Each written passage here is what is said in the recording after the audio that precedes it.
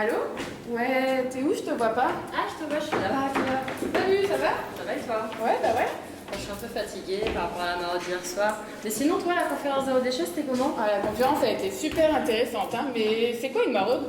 Bah, une maraude, c'est quand tu accompagnes des ONG à la distribution de repas pour des personnes à la rue, dans difficulté. D'accord. Mais tu sais, ce sujet, il me préoccupe un peu. J'ai entendu récemment qu'une personne sur 5 en France ne mange pas à sa faim. T'imagines? L'autre fois, je me promenais, je vois une personne sans abri, j'ai pas de sous sur moi. Puis je me suis dit, c'est pas super pertinent de lui prendre un truc à la boulangerie. Enfin, imagine tout le monde faisait ça. Ah, ça va, on donne de la nourriture, c'est déjà bien. Et puis, il y a les ONG pour ça. Et justement, j'observais un peu leurs conditions hier, et puis ce qu'on leur distribue, c'est pas super diversifié nutritivement. Ça va, ils ont des pâtes, du riz, des conserves. Ouais, enfin, on nous rabâche souvent qu'il faut manger 5 fruits et légumes par jour, des protéines, des fibres, des glucides. Mais quand, excuse-moi du peu, il s'agit de personnes dans le besoin, bah là, on se contente. De pâtes, de riz, et ça fera l'affaire. Bon, ils vont pas se plaindre, hein. On leur donne gratuitement, c'est déjà bien. Bah oui, t'as raison. C'est gratuit, c'est vrai. Surtout avec leur superbe cuisine équipée qu'ils ont chacun. Et l'eau en illimité grâce à la pluie. Et la dernière technologie, je la nomme grand froid d'hiver. Et quand ils auront envie de se cuire un œuf, y a pas mieux que le capot d'une voiture en été. Bon, de toute manière, j'ai entendu qu'il y a 2 millions de personnes dénutries en France. Et là, je te parle même pas des sans-abri. Bah, raison de plus pour s'intéresser à la question. Mais Ça pourrait intéresser pas mal de monde. tu voudrais proposer quoi au juste? Parce que quand on est à la rue, manger ni trop gras, ni trop sucré, ni trop salé, ben, c'est compliqué. Parce qu'on est différents de ces personnes, n'importe qui peut un jour d'un service se retrouver au bout du rouleau. Et à ce moment-là, manger des produits de qualité, c'est pas de refus. Oh, je sais pas. De toute manière, j'ai d'autres problèmes à gérer. C'est comme ça, qu'est-ce qu'on y peut? Ouais. Bah on peut tous quelque chose. Mais bon, t'as raison, je vais pas te demander à toi. Mais sinon, vous autres, vous auriez pas une idée? Non, mais tu trouveras personne qui aura une idée pour répondre à tout ça, et encore moins ici. Si, moi, j'ai peut-être une idée.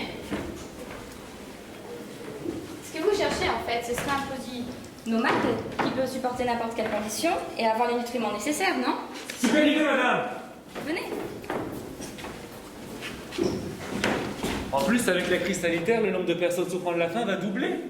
Donc, on mettrait ça en grande surface, et les sans-abri iraient chez Auchan, au rayon en galère. Ah bah non! Ben, les ONG, ils ont pas d'argent. Bah si, justement, ils ont un budget pour ça. Mais vous êtes qui? Travaille chez la Croix-Rouge, ça se voit pas? Ok, donc si je comprends bien, ça c'est réglé. Donc tu aurais ton client, les ONG, tu aurais ta galette, mais il y aurait quoi en fait dans ta galette? Déjà, il faut identifier leurs besoins en nutriments. Les études sur l'état nutritionnel des personnes à la rue révèlent qu'elles ont de réelles carences en protéines et en fibres. D'ailleurs, ça me fait penser. Vous savez que la farine de lupin est riche en protéines? Hein, quoi? De la farine de lapin? Mais non, de lupin, banane.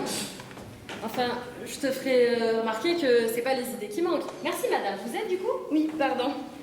Je suis ingénieure en agroalimentaire. Mon métier consiste à travailler les ingrédients pour en garder tous les bons nutriments. D'ailleurs, les produits que vous proposez et que nous proposons sont généralement destinés à l'international et ne répondent pas à ceux que vous me citez. D'ailleurs, vous savez que le lupin est riche en acides aminés et qu'on en fait une farine? Ah, m'en fous, lapin, lupin, j'imagine même pas le goût que ça va avoir votre truc.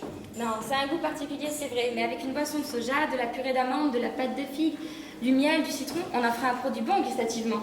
Et nutritivement, ça donnerait quoi? Tous ensemble, ces produits font un produit riche en fibres, source de protéines avec un apport de satiété. Et d'ailleurs, il leur permettra en fait de tenir toute la journée en attendant la maraude. Mais vous comptez faire comment pour conserver votre galette? Parce que bon, c'est pour qu'ils se retrouvent avec un produit périmé. Ah bon, c'est pas mon problème. Hein. Justement, les ingrédients choisis sont secs. Avec un emballage en PET, il aurait une DDM de 18 mois. Ah bah oui! Parce qu'il faut pas oublier qu'entre le moment où on reçoit un produit et qu'on le redistribue, il peut rester plus de 3 mois en stock. Évidemment. Je sens que la note, elle va être bien salée. Hein. Les produits sont locaux et c'est un projet à but humanitaire. On pourrait obtenir des aides pour ça et des prix corrects. C'est vrai? Ouais. Pourquoi pas aussi des aides avec un financement participatif? Ça pourrait aider à lancer le projet. Ça me fait penser à quelque chose. Alors, il nous faudrait 3 personnes à l'usine. Ces machines-là, ces matières premières-là, en fait, le financement participatif nous aiderait à payer en fait la chaîne de production. Du coup, on aurait un prix à 33 centimes d'euros, emballage compris. Ah bah ça tombe bien. On achète nos produits maximum 40 centimes pièce. Parfait. Ok. Donc si je comprends bien, vous proposez un produit prêt à l'emploi, bon, facile à transporter, pas cuisinable, qui se conserve, à 33 centimes pièce. C'est plutôt pas mal. Et une partie des bénéfices pourrait être réinvestie dans la réinsertion professionnelle et l'aide au logement. Super. Et on pourrait faire passer par un transporteur externe la marchandise directement aux ONG. Mais concrètement, vous avez des contacts pour vendre votre galette au lupin? Bah, déjà, Secours Populaire, il serait in, j'en suis sûre. On pourrait vous aider pour la com. Ah, super. Pas mal. Alors, du coup, sur les différents réseaux sociaux, que ce soit public ou bien à des personnes professionnelles, on pourrait raconter notre histoire et y mettre le financement participatif. Super. En fait, ce qu'on pourrait faire, c'est divulguer nos valeurs éthiques via des plaquettes commerciales, des supports visuels, via la presse.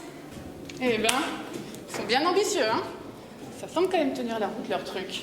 Mais il vous manquerait pas un nom pour votre produit? Ah, j'avoue.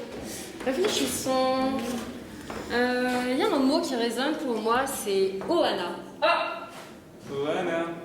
Ça me dit quelque chose ça. C'est hawaïen. Exact. Ça veut dire que personne ne doit être abandonné ou oublié. Exactement. Waouh, mais c'est carrément le concept du projet. On pourrait le distribuer pendant les maraudes. Les associations font en général 3 maraudes par semaine pour aider environ 50 bénéficiaires. Et si on se rapproche de 30 associations, on pourrait aider près de 80 000 personnes. Et dire que ce genre de projet n'a pas encore été lancé en France. D'ailleurs, avec 2 galettes, ils pourraient avoir les nutriments nécessaires, et ça, c'est une innovation alimentaire. D'ailleurs, venez au stand 10 pour le goûter. Attendez-moi, moi aussi je veux le goûter. Oui, venez. Bon, les rabat-joues aussi peuvent venir, hein. Allez, viens.